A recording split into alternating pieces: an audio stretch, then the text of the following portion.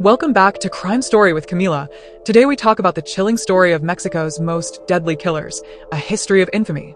Stay tuned as we delve in.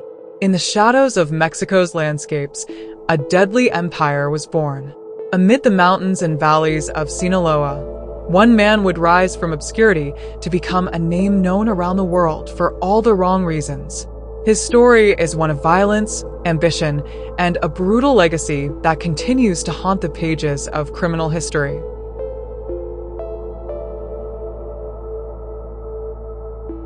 The story of Rafael Caro Quintero is one of ambition, crime, and betrayal. Born into a life of poverty, Caro Quintero would rise to become one of Mexico's most feared and influential drug lords, someone whose actions would leave a legacy that would change the course of history. Rafael Caro Quintero's story begins far from the bright lights of criminal fame. Born on October 3, 1952, in La Noria, a tiny village in the state of Sinaloa, Mexico, Caro Quintero's early years were shaped by the poverty and isolation of rural life. Raised in a modest family, Caro Quintero learned the values of hard work from his parents, who were farmers.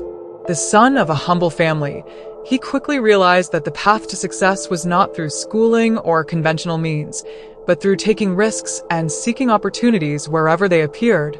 From a young age, Caro Quintero showed signs of defiance and a willingness to break the law. As a teenager, he became involved in petty crimes, stealing livestock, smuggling, and other minor offenses. The world around him was one of survival, and he quickly learned that power and wealth could be obtained through illegal means.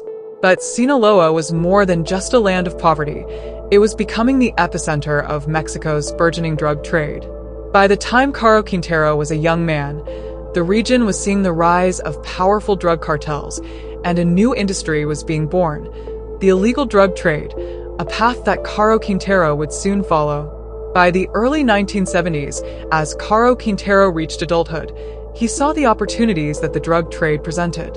The allure of quick money and power was irresistible. With the right connections and the drive to succeed, Caro Quintero's journey into the criminal underworld was all but inevitable. By the mid-1970s, Mexico's drug trade was evolving rapidly, and the small-time crimes that Caro Quintero had once been involved in began to pale in comparison to the opportunities offered by the expanding narcotics industry. As the United States' insatiable demand for drugs grew, so did the power of Mexico's criminal cartels. In the late 1970s, Caro Quintero's ambition caught the attention of one of Mexico's most notorious criminals, Miguel Ángel Felix Gallardo. Gallardo, the leader of the Sinaloa cartel, was looking for reliable allies to help expand the cartel's operations. Caro Quintero, with his knowledge of the local terrain and his connections, quickly became a trusted partner. Caro Quintero's role was clear. He would oversee the cultivation and transportation of marijuana and heroin, products in high demand across the border. Sinaloa became a hotbed for drug operations, and Caro Quintero, with his extensive knowledge of farming and smuggling, was perfectly positioned to manage vast illegal drug fields. As the Sinaloa cartel solidified its dominance in Mexico's drug trade, Rafael Caro Quintero saw an opportunity to expand beyond the borders of his home country. His control over the production of marijuana and heroin in rural Mexico gave him a significant foothold in the global narcotics market. But he wasn't satisfied. The demand for drugs in the United States was growing, and Caro Quintero was determined to meet it. By the early 1980s, the United States' insatiable appetite for cocaine was undeniable, and Caro Quintero, ever the opportunist, recognized this as an avenue to expand his empire. In partnership with the Guadalajara cartel, he began trafficking cocaine, a drug that would soon become the backbone of the cartel's operations. To accommodate the massive flow of drugs, Caro Quintero invested heavily in smuggling routes. Utilizing planes, boats, and even secret tunnels, the Sinaloa cartel was able to bypass law enforcement and flood the United States with illegal substances. The complexity and scale of his operations became a major challenge for authorities on both sides of the border. Central to Caro Quintero's empire was the Golden Triangle, a region known for its remote terrain and suitability for drug cultivation. The land was rich in marijuana and poppy fields, which Caro Quintero controlled with an iron fist. Here, surrounded by mountains and dense forests, the Sinaloa cartel could operate with near impunity, growing and processing drugs in secretive locations. As his operations expanded, Caro Quintero knew that alliances were crucial to maintaining power. He continued to work closely with key figures like Felix Gallardo and other leaders within the Guadalajara cartel. Together, they would form one of the most formidable networks in the history of the drug trade. With his expanding operations came an astronomical flow of money, enough to buy politicians, law enforcement officers, and anyone who stood in his way. Caro Quintero lived lavishly, his wealth displayed in his private jets, luxury cars, and expansive properties. But as his empire grew, so did the risk and the attention of authorities in both Mexico and the United States. To protect his growing empire, Caro Quintero was willing to employ brutal tactics. Violence became an integral part of his business model. Rival cartels were eliminated, informants silenced, and law enforcement officials corrupted or threatened. No one was safe from the ruthless methods he used to maintain control. No one stays at the top forever. Rafael Caro Quintero's ambition and ruthless methods may have built an empire, but they also created the very conditions for his eventual fall. As law enforcement agencies in Mexico and the United States set their sights on him, and as rival cartels plotted their moves, Caro Quintero was about to make the mistake that would mark the beginning of his downfall.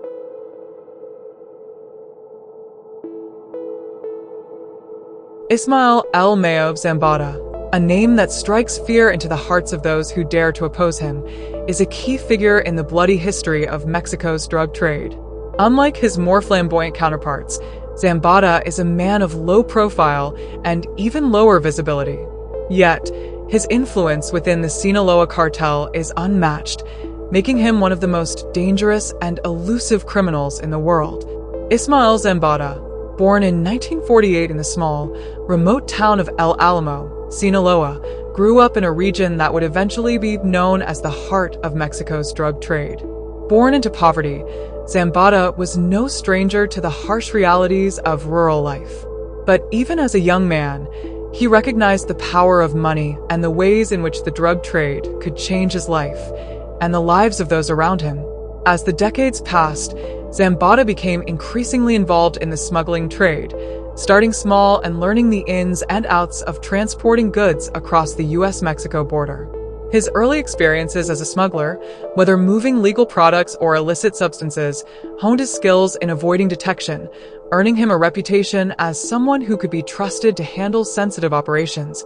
Zambada's rise was not without its connections. His involvement with Sinaloa's criminal operations grew as he met men who would shape his future, figures like Miguel Ángel Felix Gallardo and Rafael Caro Quintero. Through these relationships, Zambada quickly rose in the ranks of the Guadalajara cartel, eventually becoming one of its most trusted and influential members. Zambada's quiet ambition was evident in how he built his own network. By using his knowledge of the land, his smuggling experience, and his ability to form key alliances, he started to take control of key trafficking routes in Sinaloa. While the world knew the flashy names like Caro Quintero and Gallardo, Zambada's quiet but determined nature made him an indispensable player in the cartel's operations. From humble beginnings in the mountains of Sinaloa, Ismael El Mayo Zambada quietly built an empire that would come to rival the most powerful figures in Mexico's drug trade. But it wasn't just his intelligence or ruthlessness that would define his rise. It was his ability to stay out of the spotlight, earning him the reputation as one of the most elusive and dangerous figures in the drug world. Ismael Zambada was not the kind of leader who craved the spotlight. While others flaunted their wealth and power, Zambada thrived in the shadows, letting his actions speak louder than any words or public appearances ever could.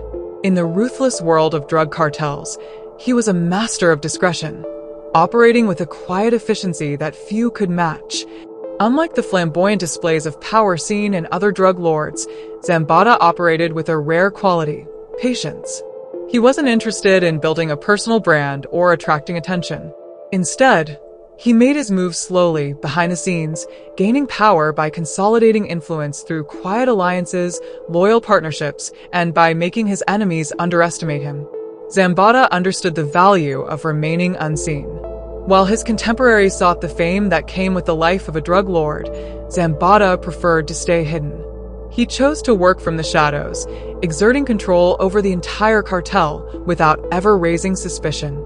His low profile made him almost untouchable, and that was by design.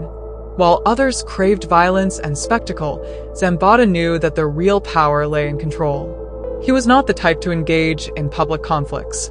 Instead, he preferred to let his network of loyalists handle the dirty work, stepping in only when necessary, when his leadership was required to make the final call.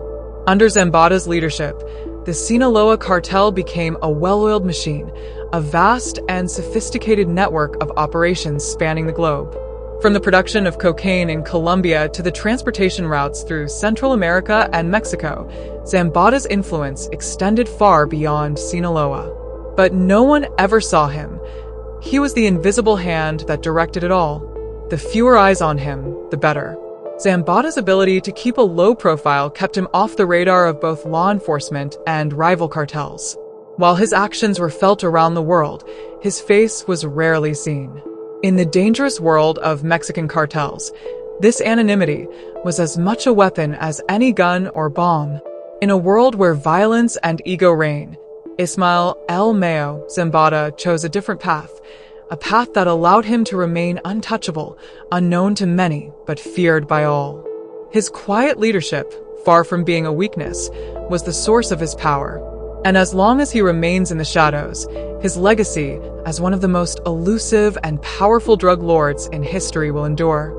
Under Zambada's quiet leadership, the Sinaloa cartel expanded its influence not just within Mexico, but across the globe.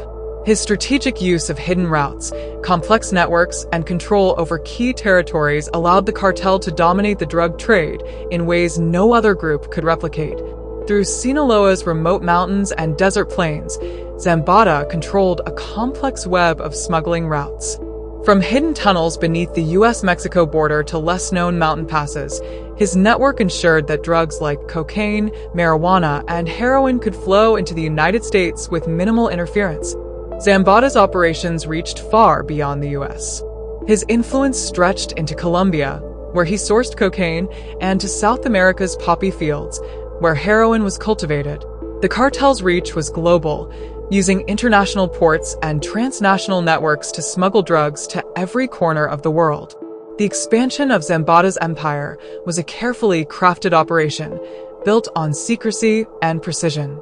With an eye on the global market and a mind for strategy, he ensured that the Sinaloa cartel maintained its position as one of the most powerful criminal organizations in the world. Despite his elusive nature, Ismael Mayo Zambada's reign did not go unnoticed. As his empire expanded, so did the efforts of law enforcement to track him down. Both Mexican and US authorities began a relentless pursuit to bring him to justice, but his ability to evade capture would turn him into one of the most wanted criminals in the world. Zambada's ability to stay hidden for decades baffled authorities. Despite countless raids, failed arrests, and the capture of key cartel members, he remained elusive. Law enforcement had to contend with a criminal mastermind who was always prepared, blending seamlessly into the landscape he controlled. The hunt for Zambada extended far beyond Mexico. With authorities in the US and beyond closing in, his escape routes grew more intricate and his movements more calculated. Yet, despite the mounting pressure, Zambada's ability to evade capture only solidified his reputation as a near-mythical figure in the world of organized crime. The hunt for Mayo continues, but as time passes, many wonder if he will ever be caught. With a network built on secrecy and a reputation for slipping through the cracks, Ismael Zambada remains one of the most elusive and dangerous men in the world.